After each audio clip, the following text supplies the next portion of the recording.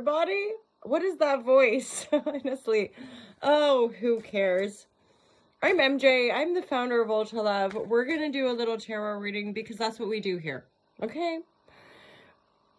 We can get into the whole story another day, perhaps, if anyone cares to ask. But mostly, y'all are here for a little bit of tarot vibe check. What's this weird lady talking about on the internet?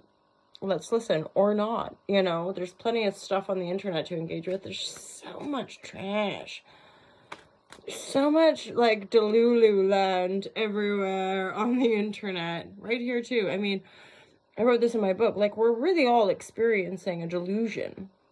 This human experience is like, OMG, what? I had the coolest freaking insight the other night, and it, like, you know when you have, like, a perspective shift that just, like, lands? So you get this, you know, like in the law of attraction, we were like, you create your own reality. I was really sitting with that because I do the same. I'm like, you're the creator of your reality. And now, after publishing a book about it and practicing it for yonks, I'm now at this point of like, no, hold the phone. Hold up. How is that, like, I'm the creator, I am the God source. I'm like, well, that doesn't line up because in truth, like, especially because there's other creators, how it's just, I'm the creator. And then look at the landscape of the wars and the religious battle. And, like, people talk about spiritual warfare. And I'm like, well, that's the ultimate spiritual warfare, to try to get these little minions to think that they're the creator of their own creation or something. And it's like, oh, yeah. So then I was like, well, what is it then? Because I kind of like the idea. I mean, there's a sense of power, maybe, or, like, more autonomy, like, as in when you're in the shits and somebody's like, yeah, but you can create your reality. You're like, oh, really? Maybe I'll give that a go. You know, to empower ourselves, or, you know, from all to love's perspectives, to free your mind, well, to love people, to, like, bring more love or whatever. So then I'm like, okay, give me some, and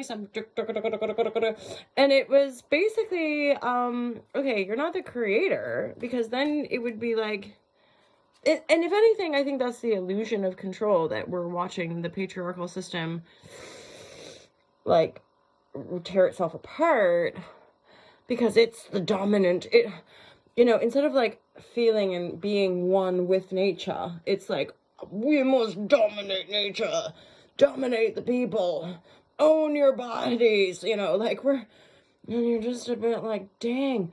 And actually, from a deeper wisdom, you're like, that's not sustainable, loves. Okay, but, you know, good luck with that sort of thing. So really, you know, we're seeing the dissolution of an unsustainable structure. And, like, some of us have stepped off the structure, like, long time ago. So we can see it pretty clearly for what it is and for why it's falling, and see people, like, jumping off, and lots of people already just, like, holding space for the system of collapsing.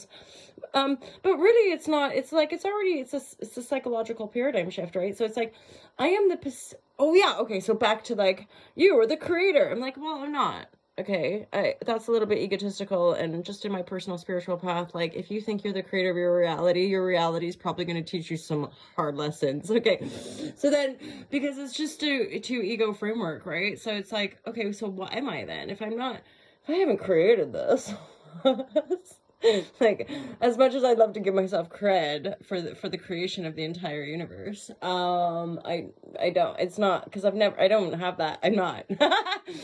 However, as I ramble, I am just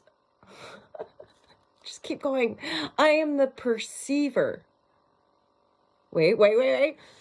So, because that's the juice of life. It's like, I don't have to carry the burden of being a creator. That's God's burden, you know, that's like, we're all God, and, like, in the totality of all that is, like, you got the power, give it away to that kind of omnipotent presence. And yet, you know, because from A Course in Miracles and certain religions or whatever, it's like, it's all about perspective. It's the perspective that has us looping in shitty patterns. It's our perspective, i.e., broadly speaking, the perspective of separation, born of fear, separation born of fear, is wreaking havoc on our psyche and our world, versus a perspective of unity. So, bring it back. You're the creator of your reality. I am the perceiver. I am the perceiver of my reality. Thus, it's not me being like, I have creative control and I have to create and control everything. No, it's far too difficult for one human. It's that I am the perceiver, and thus, in every and any situation, oh my God, I'm a freaking genius, you guys. In every situation, it's not about having dominion over all of the stuff out there that I'm perceiving. It's simply about having a correct or aligned perception. So when things aren't going my way, it's all about my perception of what that is and what that's trying to teach me, right?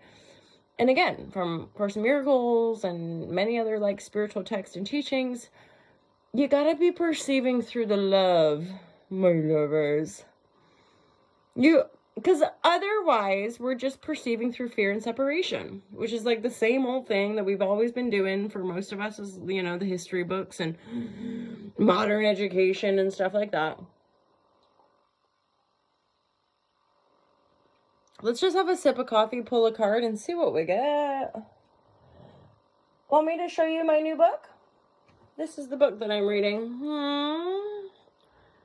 It really beautifully just like ties everything together, because I got into the Gabor Mate vibratories and I got into the Stephen Porges, and then that I was reading a lot of that around the time that I was doing my EFT training.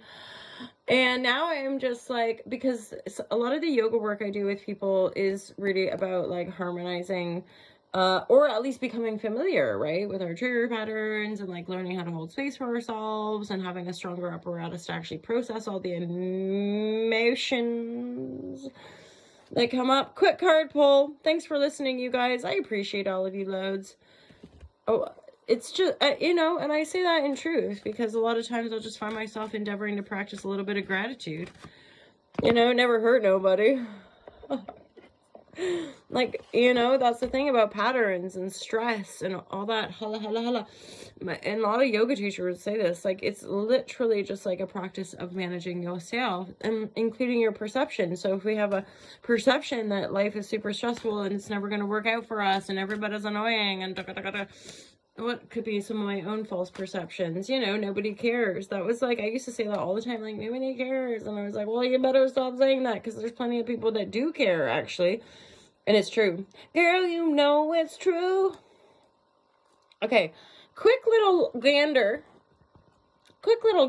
at the old Carteroonies here. You guys, okay, sorry to say, but there's a whole bunch of reversals. And I just got the shivers here. I'm like, ooh, there's a Magician reverse. There's something like brutal or like seemingly really unfair going on. Queen of Pentacle reverse next to Magician reverse. You've got somebody like really disempowered, and somebody who somebody in a position of power who abuses that power. They're like high up possibly as well. Or they're like a significant person. They have a lot of power in a certain situation, but boy, oh boy, is it a corrupted power. It's like using our stuff and our prestige to literally dump on people or to abuse people. I'm really not digging on that energy. And then there's a Queen of Swords. So I gotta say, some of you guys, so this is the King of Pentacles. Do what you like with the genders, especially in general readings. This King of Pentacles is having to pull back, having to retreat, having to come into themselves. Why? Because they're surrounded by manipulation, vibration, and people. No. I think some of you, this is an unavoidable situation. Oh man. Okay, so somebody might be feeling left out in the cold. Some of you, this is like deep karmic, chironic healing, okay? Feeling left out, feeling rejected, feeling abandoned. This is a double whammy, you guys. Sorry to say. This is probably only specific to like a small group of you or one of you or something, but this is like a long standing, because it's a double judgment. I'm like, you're in something that you are bound to. As far as this is not good feeling spaces. This is like hard choices, difficult decisions, either that you're making or the universe is making for you. Judgment, you know, a little bit like the Tower. Like these are kind of energies out of our control. These are divine interventions. These are godly forces coming down to help you create your own reality, or to help you change your perspective.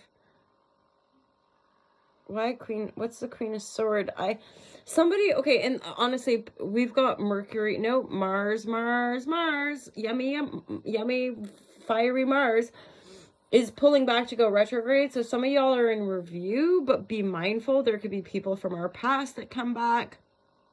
There could be situations but here's the thing. Wherever Mars is going retrograde in your chart, be aware that this is the final pass. Whatever we're pulling back on. So like if Mars is in your 7th house, you might end up ending a relationship, or somebody ends a relationship with you, but the ending of the relationship might not last because Mars is going retrograde. It ends, there's a little bit of review, and then it moves forward again from a better, more learned perspective, right? So I would say what you've dealt with is a lot of manipulation and suppression, okay? What we're dealing with here, what feels unfair, there's a lot of emotional repression, and some of you might need like some, almost like, let's read it, actually. I was gonna say like some sort of sexual eroticism, but Lalita is upside down, and so I don't know. It's time to go after your desires, okay? These desires are not your goals of achievement, but rather what the inner you desires. Lust, love, passion. Lalita, the Tantrika goddess, awakens within to remind you of your divine feminine nature. She is fully alive, untamed, and mystical, joining the erotic with the spiritual. Lalita represents the part of you that is both a queen and a nymph, ruling with her elegance without foregoing her pleasure. And meditate on embodying the central power in all aspects of life. And I think that some of the kind of rising femininity in our culture is what's sort of helping to emerge or transform some of those really austere, like even a lot of the yoga traditions are pretty like rigid and regimented, and you know, and again, when you look at the actual historical context, they're male dominated, like women weren't allowed to practice. So the fact that in the last like 50 odd years or whatever, like Western women have been allowed to take the teachings of yoga and be like, this is how I interpret the yoga, is transforming. And my own favorite teacher, Tara Stiles, softening in a world that is just warring and in pain and locked into their belief systems. Like being soft and being movable and being adaptable and being present is just the hala hala shazam all the way. Plus they're beautiful, like as a couple and as a family, they're a beautiful example of well-being. It's like listening to our like health minister people who, you know, sometimes aren't necessarily exemplifying well-being, and then these just beautiful people who are like, just eat healthy and like move around and love yourself, and then you know, and then we're just growing those movements, methinks. So long share today. Have a wonderful day. Don't forget to check out the merch, you guys. Work. I hope you have an easy day at work, or just go easy on yourself. Don't forget to put all that love and compassiones on yourself, so that when you're bringing in all the love and compassion, you naturally share that with the people around you. Did you make it to the end? If you did, give me a high five. Give me a peace sign. Give yourself a hug. My hands are cold. Okay, have a great day, you guys. Love you loads. Peace out.